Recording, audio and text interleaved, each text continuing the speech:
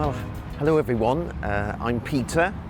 I live just up the road here in Liverpool city centre, and I live right next to this, the beautiful bombed out church here by Chinatown.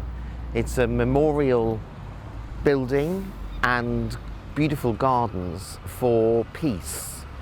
Here is the recently produced statue from the First World War, the Christmas Day football match between a German soldier and an Irish soldier. And of course they were then killing each other the following day. The actual church itself, built in 1831, was bombed in the Blitz of the Second World War with quite a number killed. And it's recently been renewed, so it's a safe structure, but as you can see, there's no roof, there's no windows, so it is a place of great memories.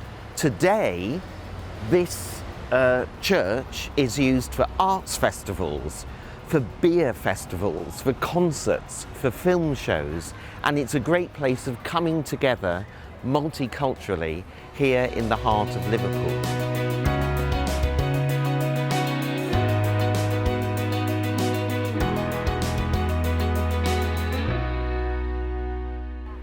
So I chose to live in Liverpool because it is a creative, beautiful and multicultural city that attracts people from all over the world and is the basis of great Liverpool culture. Liverpool people locally are friendly, really funny.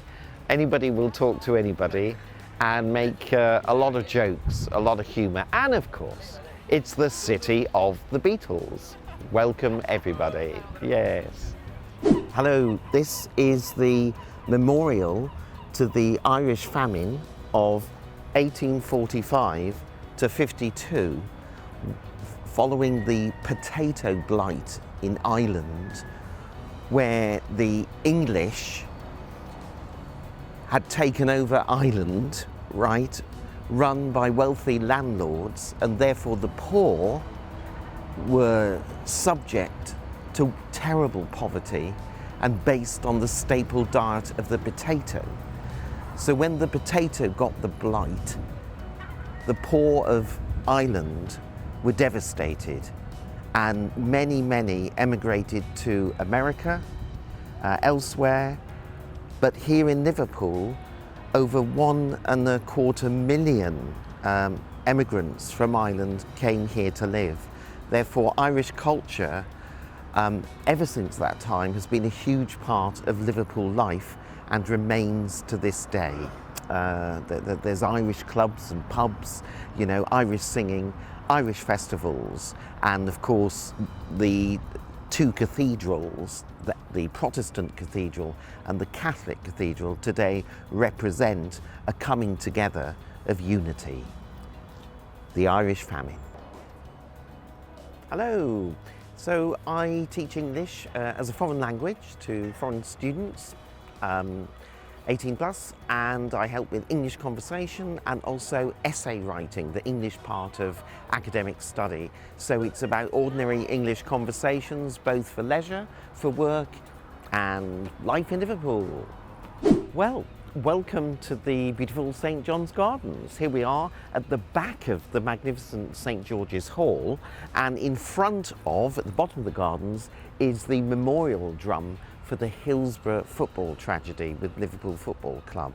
This garden here was one of many during the Victorian era and since, provided by private donation, so that in the poverty of Liverpool, the poor could come and have some fresh air who were otherwise living in terrible conditions.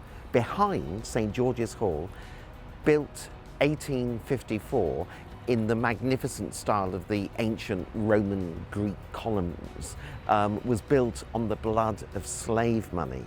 It is magnificent. The concert hall itself has a magnificent marble-like floor, which is normally covered in wood to preserve it. And in front of St George's Hall is where all the political protests take place for people who want to stay in Europe and not do Brexit, for Greenpeace and climate change, and also Liverpool Pride, a celebration of Liverpool equality and diversity and all its culture and multicultural experiences here in Liverpool. Well, English pronunciation can be very difficult. For example, the word vulnerable. So it's vul, vulnerable. And the emphasis is on the first syllable, vulnerable. You get other words like sophisticated. So you've got s, fis, t, k. All these different sounds, difficult. Sophisticated, the emphasis is on the second syllable. So these 18th and 19th century warehouses were completely wrecked and then restored in recent years into this beautiful shopping mall, together with the Maritime Museum, the Beatles story, and the Echo wheel behind. So it's a place for resting, recreation now, but before it was the heart of the developing industries, not least cotton, tobacco, steel and so forth, over many, many decades and centuries here in Liverpool, building up the docks. And the original idea of these docks was that these warehouses would be right where the docks are, rather than out in the city where everything would have to be transported to. Lovely. So I'm standing by the River Mersey, and right next to it, behind, are the magnificent Three Graces, built in the 19th and early 20th century. The Liver Building, with the liver birds over the top. The Cunard Building, with beginning the great ships that crossed over to America. And the Port of Liverpool building also, which looks like a cathedral.